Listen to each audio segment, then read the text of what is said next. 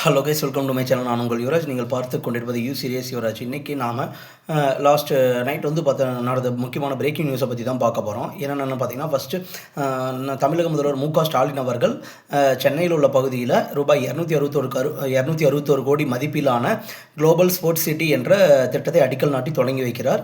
அதோடு பார்த்திங்கன்னா, இந்த திட்டம் வளர்றது மூலிமா sports and extra curricular activities, அப்புறமேட்டும் ஹாஸ்டல்ஸ், இந்த மாதிரியான நிறையா பெனிஃபிட்ஸ்லாம் சுற்றி இருக்கிற மாதிரி ஏற்பாடு பண்ணி கொடுக்க போகிறாங்க. அடுத்த பார்த்தீங்கன்னா, இன்றைக்கி சட்டசபையில் இடைக்கால பட்ஜெட்டை குறித்து ஆலோசிக்க போகிறாங்கன்னு சொல்லி ஒரு நியூஸ் வந்திருக்குங்க. நாமக்கல் மாவட்டத்தில் பார்த்தீங்கன்னா, நேற்று ஒரு மூதாட்டியோட தங்க சவரன் திருடி இருக்காங்க. அதை நம்ம நாமக்கல் மாவட்ட காவல்துறை மீட்டு அதனுடைய உரிய ஓனர்கிட்ட கொண்டு போய் கொடுத்துருக்காங்க.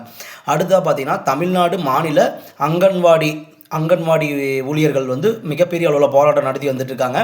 எதுக்கோசரம்னு பார்த்தீங்கன்னா, வேக்கண்ட்டாக இருக்கிற பொசிஷன்ஸ் எல்லாம் ஃபில் பண்ண சொல்லி இந்த போராட்டம் நடத்திட்டு இருக்காங்க. சத்துணவு, அந்த 2 டிபார்ட்மெண்ட்டில் சத்துணவு மற்றும் அங்கன்வாடி துறையில் இருக்கும் காலி பணியிடங்களை நிரப்பக்கோரி அரசாங்கத்திடம் மனு கோரிக்கை வைத்துள்ளனர் அங்கன்வாடி டீச்சர்ஸ். அடுத்த பார்த்திங்கன்னா, திமுகவில் இன்று முதல் வேட்புமனு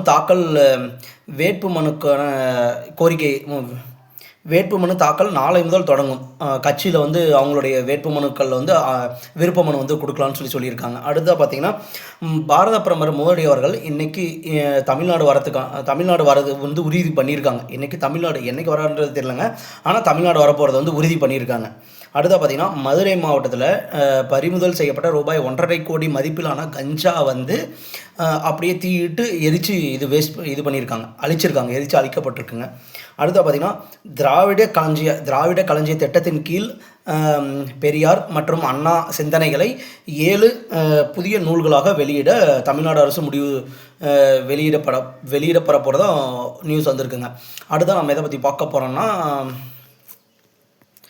கனடா நாட்டில் இருக்கிற 18,600 இந்தியர்கள் வெளியேற்றப்பட்டிருக்காங்க.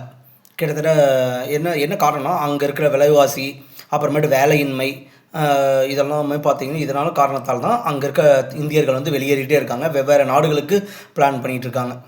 அந்த கனடா நாட்டில் கொஞ்சம் சுச்சுவேஷன் கொஞ்சம் மோசமாக இருக்கிற மாதிரி சொல்லியிருக்காங்க. ஓகே மக்களே, நன்றி. இன்றைக்கி நம்மளோட நியூஸ் எப்படி இருந்துச்சுன்றதை கமெண்ட் பண்ணுங்கள். 266 கோடி மதிப்பிலான திட்டம் எந்த மாதிரி செயல்பட போகுதுன்றதை பற்றி உங்களோட கருத்துக்கள் கமெண்ட்டில் சொல்லுங்கள்.